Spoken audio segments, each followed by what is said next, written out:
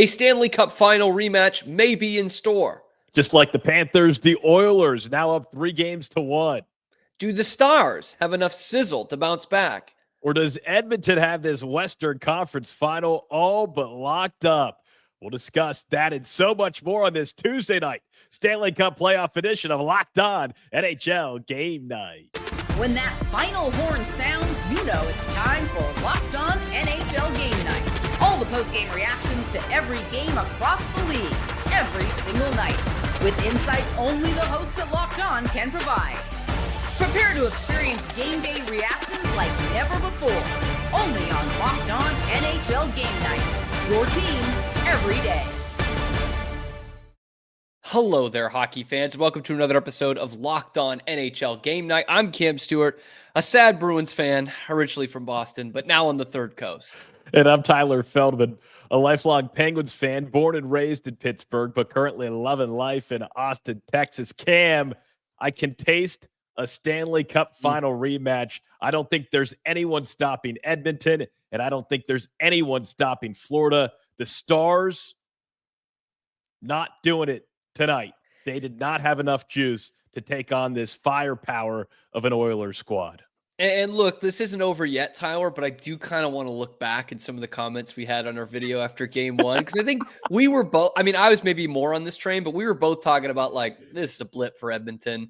Still like Edmonton here. Yeah. And really, it's just been one bad period. Like they set out after that and said, look, we're better than that. We kind of threw that game away.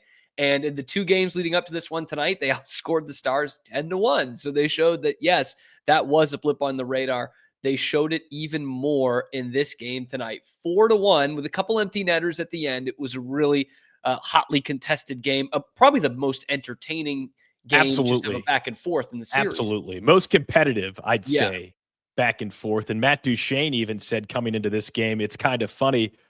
Game one was probably our worst game of the series, and that was the game that they came out victorious. Now they're looking at needing 3 straight wins if they want to advance to the Stanley Cup Final.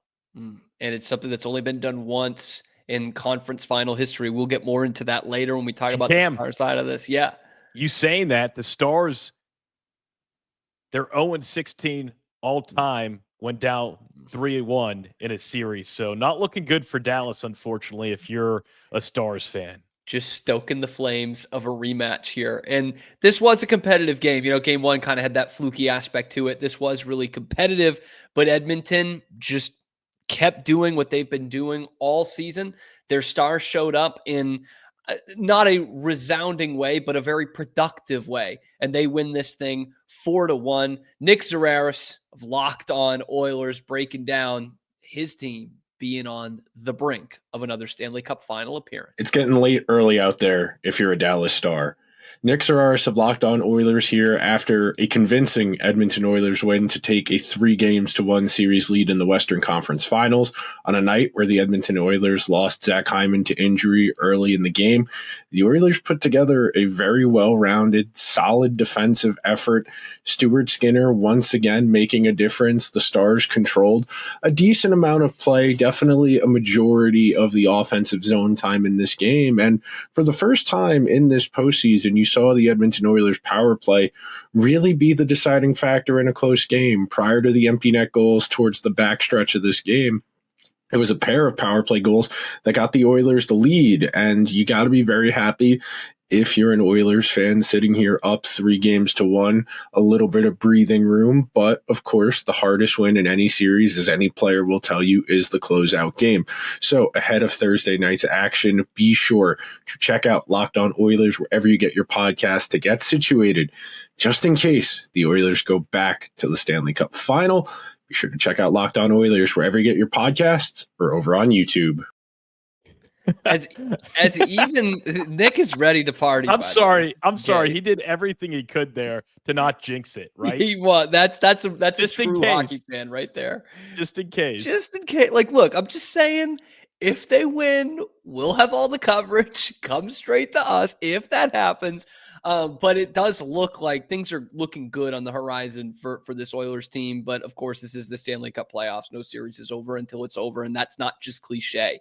As evenly as evenly played as this game was, it was a game of special teams in the end. You know, the 3 non-empty net goals were all scored on the power play. It was actually Dallas coming out pretty desperate in this game and looking like it, but Leon Draisaitl scoring from a Leon Draisaitl kind of angle on the one-timer on the power play goal. 1-0 at the end of the first. Jason Robertson gets the Stars on the board, evens things up with a power play goal of his own.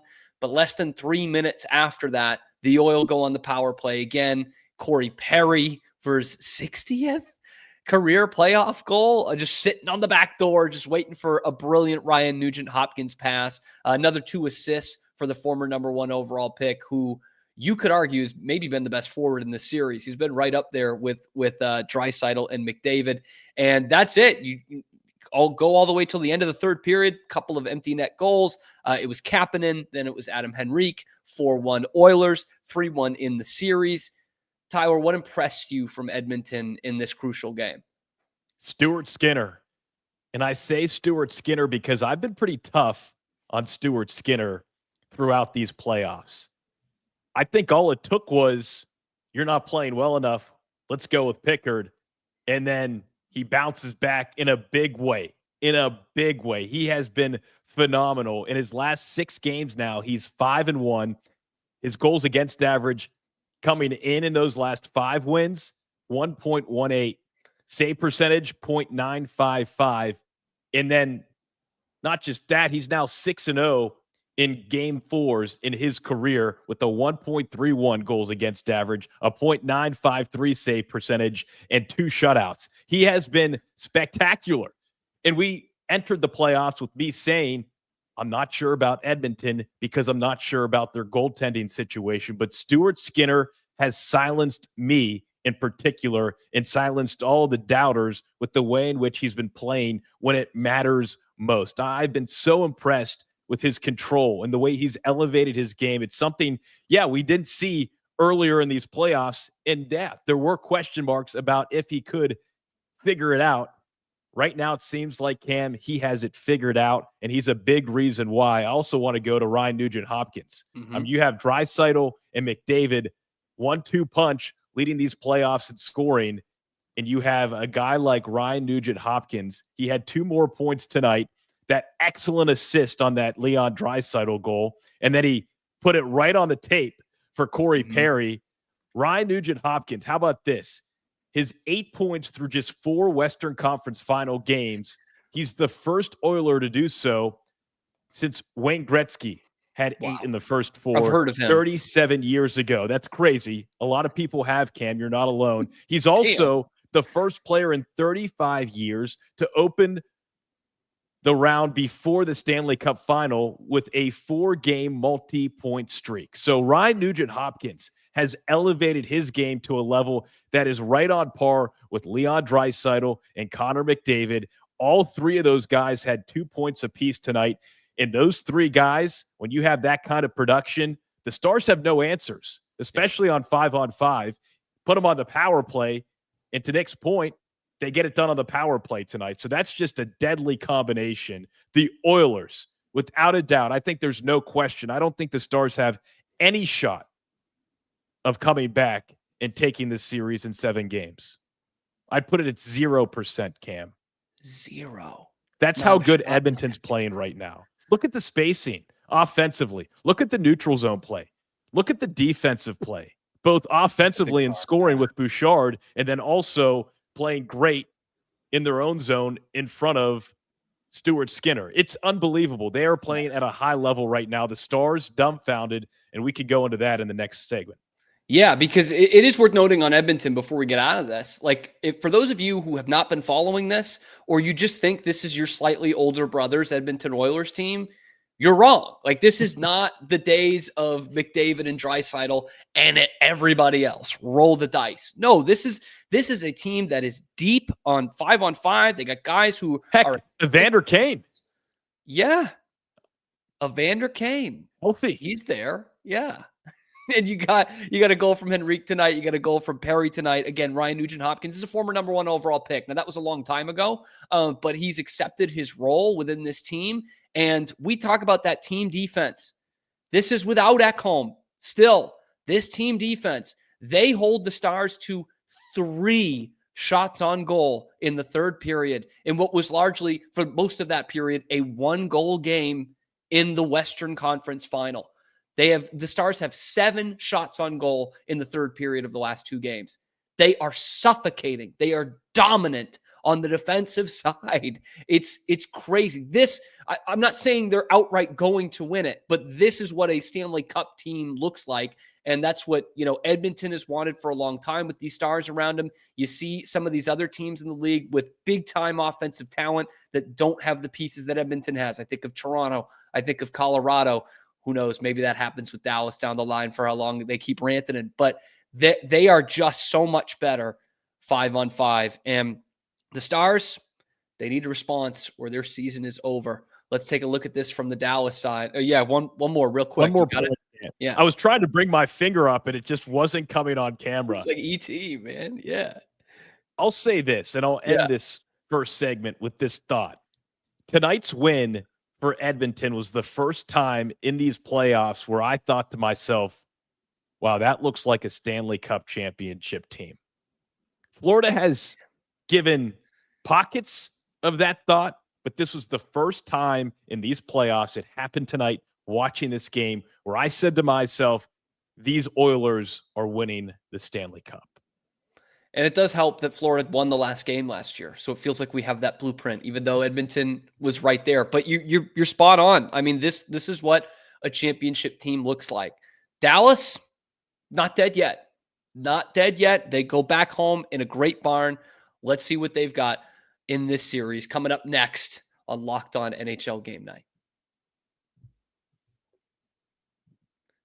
But first, tonight's episode of Locked On NHL Game Night is brought to you by Wonderful Pistachios. If you're looking for a snack that's both delicious and nutritious, then might I recommend cracking into a good source of protein with Wonderful Pistachios. It's one of the highest protein nuts. Each 1 ounce serving has 6 grams of protein, giving you more than 10% of your daily value right there. Plus, they're packed with fiber and those better for you unsaturated fats that help keep you feeling fuller for longer. Personally, I like the no shells variety as well. Me and Tyler, we vibe with the no shells variety. Sometimes I go with the shells in. It's the perfect grab and go snack for those busy days when we're doing Locked On NHL Game Night, whether you're snacking at your desk, you're on a road trip, or you just need that protein boost, because we need that throughout the day. And if you love cracking open every shell of that satisfying crunch, which I tend to do from time to time, the in-shell options are a classic favorite as well. So get snacking and get cracking with the snack that packs a protein punch. Visit wonderfulpistachios.com to learn more. Second period of the Locked On NHL Game Night after Game 4 of the Western Conference Finals. Oilers take it 4-1. That's now 10-2 aggregate in the games in Edmonton, and that then has a 4-0 win. And basically, if you take out that third period in Game 1, which you can't do, okay, the Stars came back and won it. This is a massacre of a series. This is just like what we're looking at in the East, right? Yes. Dallas just so bad on the road. They're also terrible when they don't score first. They've had a problem scoring first in these playoffs. They've scored first in just 3 of 17 playoff games now. Is that good? They've yet to score first in a road game. They now have 4 straight road losses. And they have just slowly started in all of these hockey games. They've entered the third period trailing by 2 or more goals in all 3 games in this Western Conference Final. This is the first time tonight that was not the case, but they were still trailing by a goal. And Pete DeBoer said coming into this game tonight, you're in trouble when you're chasing every game. And they were chasing again tonight, Cam. It is a problem, and they can't score. Look at all these scoring droughts. It's been 15 games now since Dadonov last scored, 14 games since Ben last scored, 12 games since Marchment last scored, now 7 games since Wyatt Johnston and Mikko Rantanen have scored. That just can't happen. They have gone suddenly cold after being cold coming into the playoffs, catching a little heat, and now cooling back off. It's wild, Cam. It's been a total power outage, and they were not like this high flying offensive team anyway. But they are just not putting themselves in a good position. Usually they're trailing series. Now they're just trailing all these games and falling behind in all these games. They will need to win a road game. We gave a lot of heat to Winnipeg specifically for not winning on the road, and here's Dallas. They haven't done it in a while here, and they're going to need to do it if they want to win this series and keep their season alive. Joey Erickson of Locked On Stars on what Dallas needs to do just that, keep this season alive. Same old story, different Western Conference Final for the Dallas Stars as they fall to the Edmonton Oilers in Game 4, and now the Oilers have a 3-1 series advantage, and the Dallas offense has gone dry, just like it did a year ago. For large parts of this game tonight, they outplayed Edmonton, but the special teams moments that needed to come up big for Dallas did not happen. On the other side of things, Edmonton got the job done on their power play, and Dallas once again just leaves their heads hanging, looking for answers on Stuart Skinner, who was pretty decent tonight, but a pretty lackluster third period from the Stars with their season on the line. And now Dallas is in a position where their season is pretty much over, and there's going to be some tough decisions upcoming for the Stars. We have gone pretty quick order here from the beginning of this postseason of, man, Mikko Rantanen doing all the scoring. Can Dallas survive like that to, is Mikko Rantanen going to score again? I mean, maybe, Tyler, maybe we should have seen this coming. I equate it to rushing into a relationship. Things are hot and heavy early. Yep. It's exciting. Things are going well. The energy's there. The vibe is there. And then suddenly 4 weeks, 5 weeks later, is this the right person? Things are cooling down. Is this something that can be maintained? Are there enough connections there? Keeping you going. Yeah. Is there effort from both sides? The ebbs and flows, man. Hot, cold, hot, cold, hot, cold. It's not a recipe for long-term success. And now, granted, the Stanley Cup playoffs, it's a small window, so you can ride that heat. But for this Dallas team, it's too inconsistent. It's like plugging in the heater. Oh, it's cold out today. Let's plug the heater back in. It's warm out. Oh, it's not working. It's not working. It's not consistent enough. The Stars team is talented, and they have the chops to win a Stanley Cup this year, but we're not seeing that consistency, and that's got to be frustrating for Dallas Stars fans. Yeah, and to go to your point at the beginning there too or before we played Joey, some of the guys that have not shown up in really the last two rounds, not just this round for Dallas, but it's that supporting cast outside of Mikko Rantanen. I'm talking Matt Duchene, Jamie Benn, Colin Blackwell, Wyatt Johnston, and Mason Marchment. Like, where are these guys? Every night we're talking about someone else for Edmonton, right? Even a guy like Nugent Hopkins is part of the supporting cast. But, the Perrys, the Canes, the Henriques, the guys in the D-core, we're talking about those. Kasperi Kapanen gets another goal tonight, albeit on an empty net. But those guys are being productive. They're putting points out there. For Dallas, you can say it's Mikko Rantanen, and of course, 7 games without scoring is 7 games without scoring, but this is across the board. Another -2 for Duchene tonight, -2 for Rantanen, a minus for Sagan, and these guys who aren't producing on the score sheet and now becoming net negatives for the Stars. Is this something we should have seen earlier in the postseason? Were there any signs from you that you saw of like, there might just not be enough here to compete with a team like Edmonton? Well, sure. If we look at how we picked our NHL Stanley Cup playoff bracket challenge, you stuck with your Stars. That was your pick from the very get-go of this season. But remember what I said? All the way until we previewed this series, I hedged the bet, yeah. Remember what I said? They hobbled into the playoffs. Mm-hmm. They did not come in looking anything like a team that would even reach the Western Conference Final. They caught steam. Rantanen was playing well. But now, outside of Jason Robertson, who was hurt coming into the playoffs, finally the last 2 games, he's looked a little bit more like his normal self with a couple goals. But outside of Robertson these last 2 games, this is that inconsistency. Now, Ottinger hasn't been terrible, but he hasn't been great. And the guys in front of him haven't given him much opportunity. But I was not big on Dallas coming into these playoffs. I don't remember where I had them losing, but I did not have them getting. Well, you liked Winnipeg. You had Winnipeg I winning liked it, Winnipeg. so Right. probably second. I think I had them losing to Winnipeg, right? I mean, you might have had Colorado. I don't remember. So for me, this doesn't shock me. Although the only reason I would be a little bit shocked is because they came into this series having played such great hockey.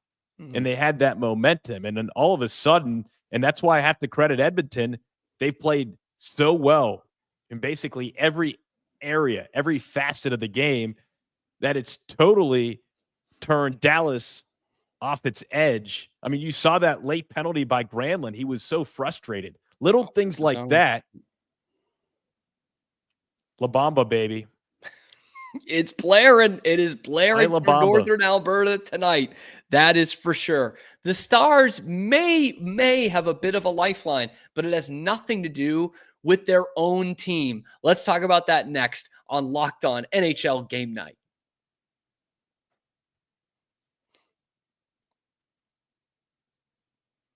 Locked On NHL Game Night alongside Tyler Feldman. I'm Cam Stewart. As the Edmonton Oilers take a 3-1 series lead, 3-1 series leads on either side of the conference final. And we are now 1 win away from each side of going to a Stanley Cup Final rematch. Let's talk about that in a second.